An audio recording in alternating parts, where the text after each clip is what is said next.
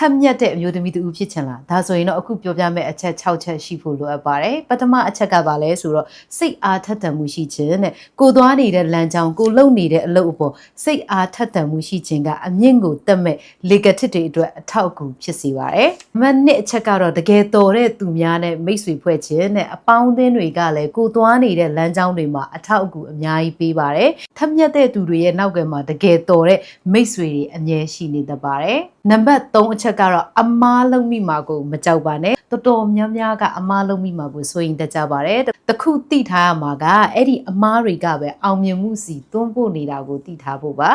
နံပါတ်4အချက်ကတော့စီကန်းရှိပါတဲ့စီကန်းဆိုတာလူရဲ့တန်ဖိုးပါဒါကြောင့်နှုတ်ကအစစီကန်းရှိပါစေအနေထိုင်အပြောဆိုစီကန်းရှိတဲ့အမျိုးသမီးကတကယ်လက်တွေ့မှာအဖိုးတန်လေးတူပါပဲနံပါတ်5အချက်ကတော့လေ့လာသင်ယူပါတဲ့လေ့လာသင်ယူတဲ့အမျိုးသမီးတွေက confidence zone ထဲမှာပဲတာယာနေတဲ့